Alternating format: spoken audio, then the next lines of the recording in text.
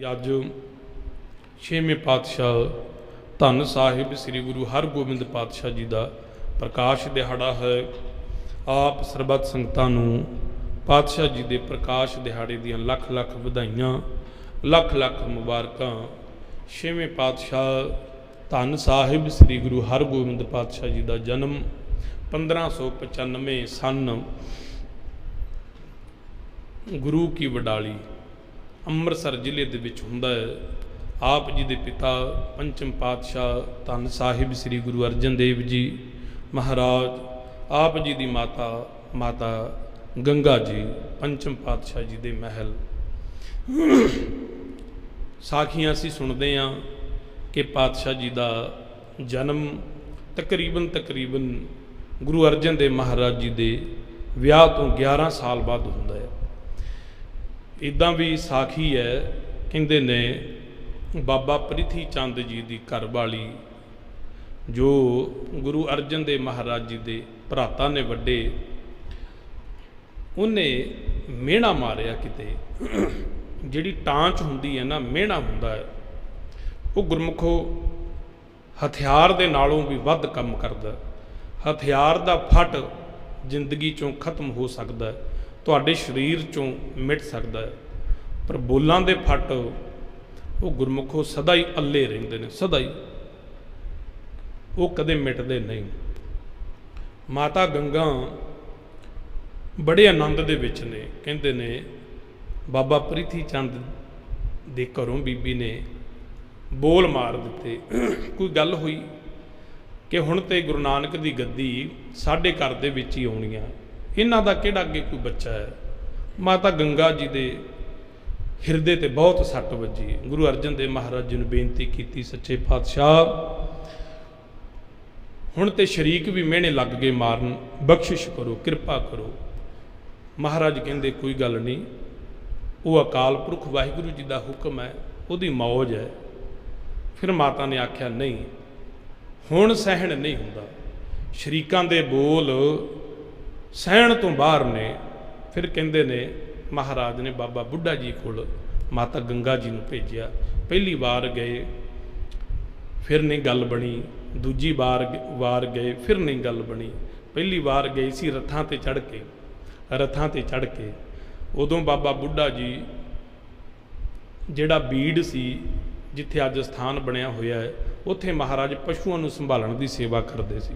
ਬੀੜ ਬਾਬਾ ਬੁੱਢਾ ਜੀ ਉਸ ਸਥਾਨ ਤੇ ਰਹਿੰਦੇ ਹੁੰਦੇ ਸੀ। ਪਹਿਲੀ ਵਾਰ ਗਏ ਨੇ, ਬਾਬਾ ਬੁੱਢਾ ਜੀ ਵੇਖਦੇ ਨੇ ਕੌਣ ਨੇ, ਕਿਹਨਾਂ ਨੂੰ ਭਾਜਣਾ ਪਈਆਂ ਨੇ, ਕਿਉਂਕਿ ਰੱਥ ਆ ਰਹੇ ਨੇ, ਮਿੱਟੀ ਉੱਡ ਰਹੀ ਹੈ। ਸੁਤੇ ਸਿੱਧ ਬਚਨ ਨਿਕਲ ਗਿਆ। ਪਹਿਲੀ ਵਾਰ ਪ੍ਰਸ਼ਾਦਾ ਲੈ ਕੇ ਗਏ, ਨਹੀਂ। ਦੂਜੀ ਵਾਰ, ਤੀਜੀ ਵਾਰ ਫਿਰ ਮੰਗਣ ਦੀ ਵੀ ਜਾਂਚ ਹੋਣੀ ਚਾਹੀਦੀ ਹੈ, ਮੰਗਣਾ ਵੀ ਆਉਣਾ ਚਾਹੀਦਾ ਹੈ। ਇੱਥੇ ਅਸੀਂ ਕੀ ਕਰਦੇ ਹਾਂ, ਆਉਨੇ ਤਾਂ ਅਸੀਂ ਮੰਗਤੇ ਬਣ ਕੇ ਹਾਂ, ਪਰ ਪੇਸ਼ ਇੱਦਾਂ ਕਰਦੇ ਹਾਂ ਕਿ ਅਸੀਂ ਬਹੁਤ ਵੱਡੇ ਹਾਂ। ਕਈ ਵਾਰੀ ਸਾਡੇ ਨਾਲ ਵੀ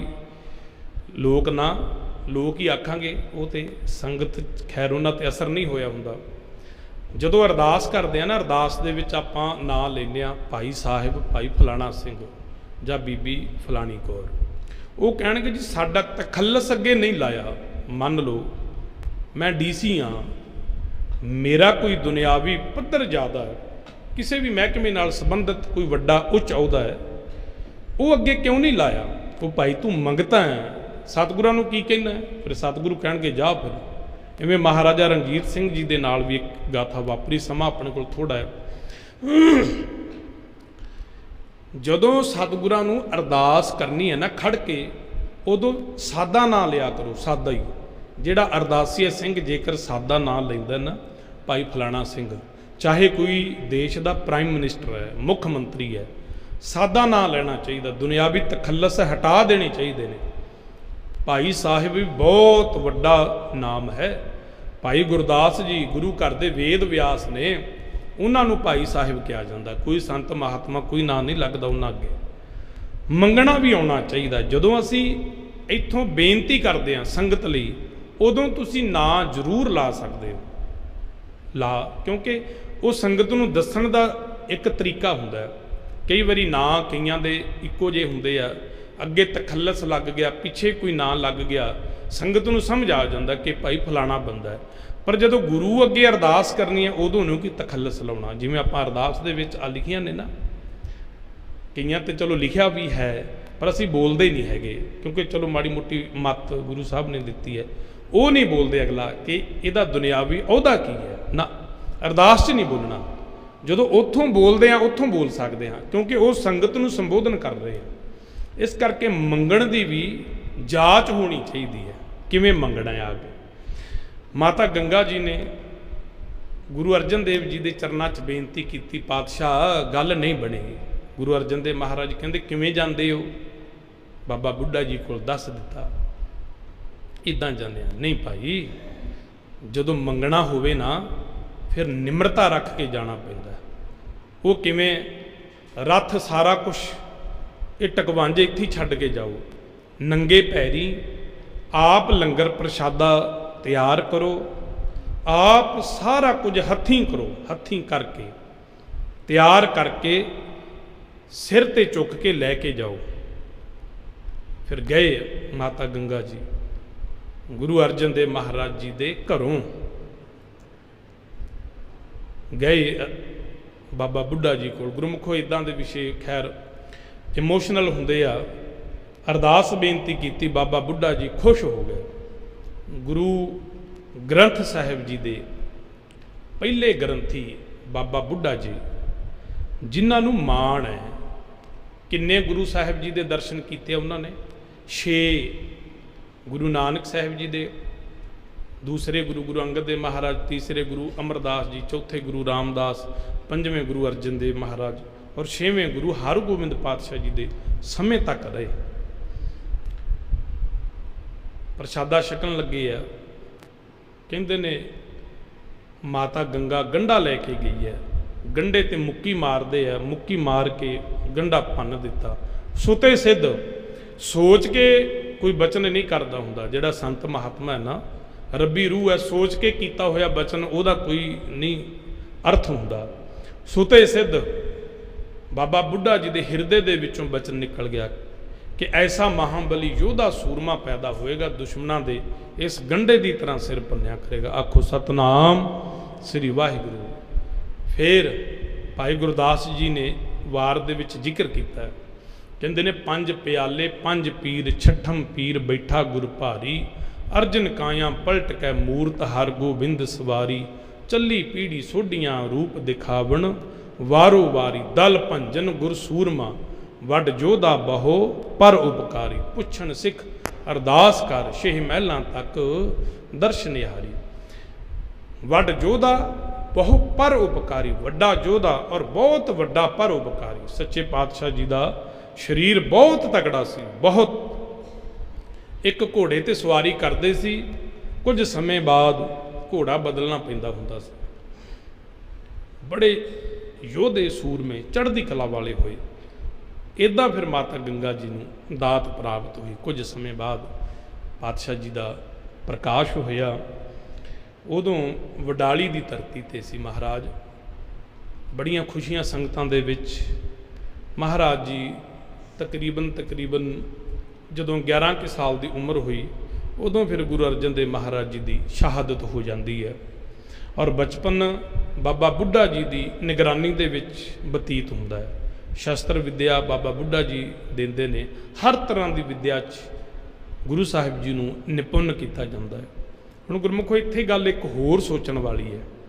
ਬਾਬਾ ਬੁੱਢਾ ਜੀ ਜਿਹੜੇ ਕਿ ਪਹਿਲਾਂ ਕਦੇ ਜ਼ਿਕਰ ਨਹੀਂ ਹੁੰਦਾ, ਗੁਰੂ ਹਰਗੋਬਿੰਦ ਪਾਤਸ਼ਾਹ ਜੀ ਦੇ ਜਨਮ ਤੋਂ ਬਾਅਦ ਹੀ ਜ਼ਿਕਰ ਹੁੰਦਾ ਹੈ ਕਿ ਬਾਬਾ ਬੁੱਢਾ ਜੀ ਨੇ ਸ਼ਸਤਰਾਂ ਦੀ ਵਿੱਦਿਆ 6ਵੇਂ ਪਾਤਸ਼ਾਹ ਜੀ ਨੂੰ ਦਿੱਤੀ। ਇਹਦਾ ਮਤਲਬ ਬਾਬਾ ਬੁੱਢਾ ਜੀ ਵੀ ਬੜੇ ਵੱਡੇ ਯੋਧੇ ਸੀ। ਸ਼ਸਤਰ, ਤਲਵਾਰਬਾਜੀ, ਨੇਜਾਬਾਜੀ, ਹੋਰ ਜੰਗੀ ਯੁੱਧ ਦੇ ਅਭਿਆਸ, ਉਹ ਸਾਰੇ ਤੌਰ ਤਰੀਕੇ, ਟ੍ਰੇਨਿੰਗ ਉਹਨਾਂ ਨੂੰ ਪਹਿਲਾਂ ਹੀ ਹੁੰਦੀ ਸੀ। ਇਹ ਵੀ ਦਿਮਾਗ 'ਚੋਂ ਗੱਲਾਂ ਕੱਢ ਦੇਣੀਆਂ ਚਾਹੀਦੀਆਂ ਨੇ। ਕਈ ਲੋਕ ਕਹਿੰਦੇ ਆ ਨਾ ਕਿ ਪੰਚਮ ਪਾਤਸ਼ਾਹ ਤੱਕ ਪਹਿਲਾਂ ਕੱਲੀ ਮਾਲਾ ਹੀ ਚੱਲਦੀ ਰਹੀ। ਮਾਲਾ ਜ਼ਰੂਰ ਚੱਲਦੀ ਰਹੀ, ਭਗਤੀ ਜ਼ਰੂਰ ਚੱਲਦੀ ਰਹੀ, ਪਰ ਸਤਿਗੁਰਾਂ ਨੇ ਆਪਣੇ ਸਿੱਖਾਂ ਨੂੰ ਬਲਵਾਨ ਵੀ ਬਣਾਇਆ। ਹਰ ਤਰ੍ਹਾਂ ਦੀ ਟ੍ਰੇਨਿੰਗ ਵੀ ਦਿੱਤੀ ਗਈ ਸੀ। ਦੂਸਰੇ ਪਾਤਸ਼ਾਹ ਨੇ ਤਾਂ ਮੱਲ ਅਖਾੜੇ ਬਣਾਏ, ਪੰਚਮ ਪਾਤਸ਼ਾਹ ਗੁਰੂ ਅਰਜਨ ਦੇਵ ਮਹਾਰਾਜ ਆਪ ਬੜੇ ਵੱਡੇ ਯੋਧੇ ਸੀ। ਜਦੋਂ ਉਹਨਾਂ ਦਾ ਵਿਆਹ ਹੁੰਦਾ ਨਾ, ਸ਼ਾਦੀ ਹੁੰਦੀ ਆ ਮਾਓ ਪਿੰਡ 'ਚ, ਮਾਤਾ ਗੰਗਾ ਜੀ ਨੂੰ ਵਿਆਹੁਣ ਜਾਂਦੇ ਨੇ, ਇੱਕ ਸਾਖੀ ਹੁੰਦੀ ਹੈ, ਕਹਿੰਦੇ ਉਸ ਪਿੰਡ ਦਾ ਰਿਵਾਜ ਸੀ, ਰੀਤ ਸੀ ਕਿ ਜਿਹੜਾ ਵੀ ਪਿੰਡ ਦੇ ਵਿੱਚ ਵਿਆਹੁਣ ਵਾਸਤੇ ਆਏਗਾ ਲਾੜਾ, ਉਹਨੂੰ ਇੱਕ ਕਿੱਲਾ ਪੁੱਟਣਾ ਪੈਂਦਾ ਹੁੰਦਾ ਸੀ ਨੇਜੇ ਦੇ ਨਾਲ। ਔਰ ਜਦੋਂ ਪਤਾ ਲੱਗਿਆ ਕਿ ਗੁਰੂ ਅਰਜਨ ਦੇਵ ਚੌਥੇ ਪਾਤਸ਼ਾਹ ਦੇ ਪੁੱਤਰ ਨੇ, ਉਹਨਾਂ ਦੇ ਲਈ ਕੀ ਕੀਤਾ ਗਿਆ, ਇੱਕ ਦਰਖਤ ਨੂੰ ਘੜ ਲਿਆ ਗਿਆ ਉੱਪਰੋਂ, ਉਹਨੂੰ ਕਿੱਲੇ ਦਾ ਰੂਪ ਦੇ ਦਿੱਤਾ ਗਿਆ ਕਿ ਵੇਖਦੇ ਹਾਂ ਕਿਵੇਂ ਪੁੱਟਦੇ ਨੇ, ਨੀਵਾਂ ਵਿਖਾਉਣ ਦਾ ਯਤਨ ਕੀਤਾ ਗਿਆ। ਗੁਰੂ ਅਰਜਨ ਦੇਵ ਮਹਾਰਾਜ ਕਹਿੰਦੇ ਨੇ ਘੋੜੇ ਤੇ ਸਵਾਰ ਹੋ ਕੇ ਅੱਡੀ ਮਾਰੀ ਹੈ, ਹੱਥ ਦੇ ਵਿੱਚ ਨੇਜਾ, ਉਸ ਦਰਖਤ ਨੂੰ ਜਿਹਨੂੰ ਕਿੱਲੇ ਦਾ ਰੂਪ ਦਿੱਤਾ ਗਿਆ ਸੀ, ਕਿੱਲਾ ਹੀ ਹੈ ਅਸਲ ਦੇ ਵਿੱਚ ਦਰਖਤ ਸੀ, ਡੂੰਘੀ ਜੜ ਸੀ, ਮਹਾਰਾਜ ਨੇ ਨੇਜੇ ਦੇ ਨਾਲ ਉਹ ਕਿੱਲਾ ਬਣਾਇਆ ਹੋਇਆ ਸੀ, ਦਰਖਤ ਪੁੱਟ ਦਿੱਤਾ ਜੜ 'ਚੋਂ।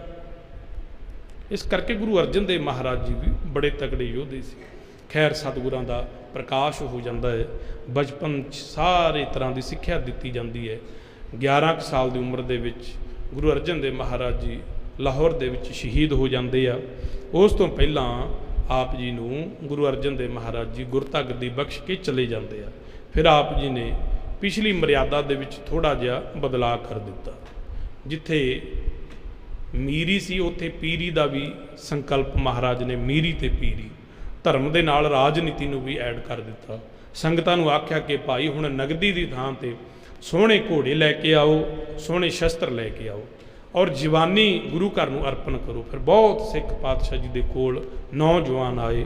ਮਹਾਰਾਜ ਨੇ ਉਸ ਤੋਂ ਬਾਅਦ ਫਿਰ ਅਕਾਲ ਤਖਤ ਸਾਹਿਬ ਜੀ ਦੀ ਉਸਾਰੀ ਕਰਵਾਈ। ਮਹਾਰਾਜ ਨੇ ਕਈ ਜੰਗਾਂ ਲੜੀਆਂ, ਯੋਧਿਆਂ ਦੀ ਕੌਮ ਪੈਦਾ ਕਰ ਦਿੱਤੀ। ਆਪ ਵੱਡੇ ਯੋਧੇ, ਵੱਡ ਯੋਧਾ, ਬਹੁ ਪਰ ਉਪਕਾਰੀ। ਉਸ ਤੋਂ ਬਾਅਦ ਫਿਰ ਇਹ ਜਿਹੜਾ ਸਿਲਸਿਲਾ ਸੀ ਸੰਤ ਸਿਪਾਹੀ ਦਾ, ਮੀਰੀ ਪੀਰੀ ਦਾ ਸ਼ੁਰੂ ਹੋ ਗਿਆ, ਜਿਹੜਾ ਕਿ ਅੱਜ ਤੱਕ ਤੁਰਿਆ ਆਉਂਦਾ ਹੈ। ਸ਼ਸਤਰਾਂ ਦੀ ਔਰ ਸ਼ਾਸਤਰਾਂ ਦੀ ਸਿੱਖਿਆ ਲੈਣਾ ਸਿੱਖ ਧਰਮ ਦਾ ਬੁਨਿਆਦੀ ਹੱਕ ਔਰ ਮੁੱਢਲਾ ਕਾਰਜ ਹੈ, ਜਿਹੜਾ ਕਿ ਹਰ ਇੱਕ ਸਿੱਖ ਨੂੰ ਆਉਣਾ ਚਾਹੀਦਾ। ਅੱਜ ਕਈ ਵਾਰੀ ਇਹਦੇ ਤੇ ਤਰਕ ਵੀ ਹੋ ਜਾਂਦੇ ਆ, ਪਰ ਨਹੀਂ ਗੁਰਮੁਖੋ, ਇਹ ਸਾਨੂੰ ਹਥਿਆਰ ਛੇਵੇਂ ਪਾਤਸ਼ਾਹ ਨੇ ਬਖਸ਼ੇ ਆ। ਮੀਰੀ ਪੀਰੀ ਦਾ ਸਿਧਾਂਤ ਉਹਨਾਂ ਨੇ ਬਖਸ਼ਿਆ। ਕਿਸੇ ਤੇ ਨਜਾਇਜ਼ ਧੱਕਾ ਕਰਨ ਵਾਸਤੇ ਨਹੀਂ। ਕਿਸੇ ਤੇ ਜ਼ੁਲਮ ਹੁੰਦਾ ਹੈ, ਸਿੱਖ ਵੇਖ ਨਹੀਂ ਸਕਦਾ। ਆਪਣੇ ਤੇ ਜ਼ੁਲਮ ਹੁੰਦਾ ਹੈ, ਆਪਣੇ ਤੇ ਕੋਈ ਚੜ੍ਹ ਕੇ ਆਉਂਦਾ ਹੈ, ਉਹਦਾ ਜਵਾਬ ਫਿਰ ਸਿੱਖ ਦੇ ਸਕਦਾ ਹੈ।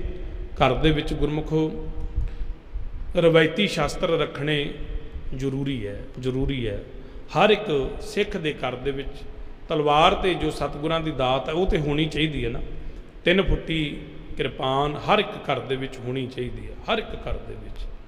ਮੈਂ ਵੇਖਦਾ ਸੰਗਤਾਂ ਦੇ ਘਰਾਂ 'ਚ ਜਾਈਦਾ ਨਾ, 4 ਚੁਫੇਰੇ ਕੋਈ ਡੰਡਾ ਵੀ ਕਿਤੇ ਨਜ਼ਰ ਨਹੀਂ ਆਉਂਦਾ। ਉਹ ਕਾਰਟੂਨਾਂ ਜੀਆਂ ਵਾਲੀਆਂ 2 ਨਿੱਕੀਆਂ ਜੀਆਂ ਡੁਪਲੀਕੇਟ ਕਿਰਪਾਨਾਂ ਜਿਹੀਆਂ ਟੰਗੀਆਂ ਹੁੰਦੀਆਂ ਨੇ। ਨਹੀਂ, ਤੁਹਾਡੇ ਘਰ ਦੇ ਵਿੱਚ ਹਰ ਕੋਨੇ ਦੇ ਵਿੱਚ ਕੋਈ ਨਾ ਕੋਈ ਡੰਡਾ ਸੋਟਾ ਹੋਣਾ ਚਾਹੀਦਾ। ਰਾਤ ਬਰਾਤੇ ਕੋਈ ਚੋਰ ਆ ਜਾਏ ਫਿਰ ਕੀ ਕਰਾਂਗੇ? ਮੋਬਾਈਲ ਨੇ ਤਾਂ ਸਾਰਾ ਕੁਝ ਨਹੀਂ ਨਾ ਕਰਨਾ। ਇਸ ਕਰਕੇ ਸ਼ਸਤਰ ਤੇ ਸ਼ਾਸਤਰਧਾਰੀ ਹੋਣਾ ਸਿੱਖ ਦਾ ਮੁੱਢਲਾ ਫਰਜ਼ ਹੈ। ਔਰ ਸਿਧਾਂਤਿਕ ਤੌਰ ਤੇ ਵੀ ਮਹਾਰਾਜ ਨੇ ਸਾਡੀ ਝੋਲੀ ਦੇ ਵਿੱਚ ਇਹ ਦਾਤ ਪਾਈ ਹੈ।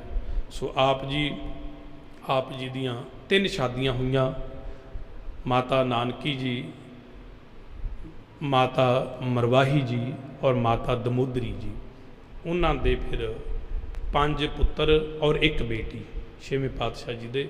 ਬਾਬਾ ਗੁਰਦਿੱਤਾ ਜੀ, ਬਾਬਾ ਸੂਰਜ ਮੱਲ ਜੀ, ਬਾਬਾ ਅਣੀ ਰਾਏ ਜੀ, ਬਾਬਾ ਅਟਲ ਰਾਏ ਜੀ ਔਰ ਗੁਰੂ ਤੇਗ ਬਹਾਦਰ ਜੀ, ਜਿਹੜੇ 9ਵੇਂ ਗੁਰੂ ਹੋਏ, ਔਰ 6ਵੀਂ ਬੀਬੀ ਵੀਰੋ। ਉਸ ਤੋਂ ਅੱਗੇ ਫਿਰ ਇਹ ਪ੍ਰਣਾਲੀ ਚੱਲਦੀ ਗਈ। ਸੋ ਪਾਤਸ਼ਾਹ ਜੀ ਦਾ ਅੱਜ ਪ੍ਰਕਾਸ਼ ਦਿਹਾੜਾ ਹੈ, 6ਵੇਂ ਪਾਤਸ਼ਾਹ ਜੀ ਦਾ।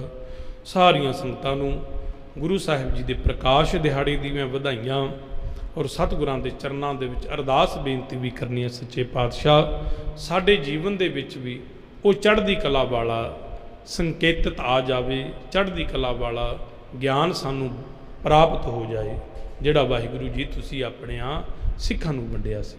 ਸੋ ਹੋਈਆਂ ਬੇਅੰਤ ਭੁੱਲਾਂ ਦੀ ਖਿਮਾ।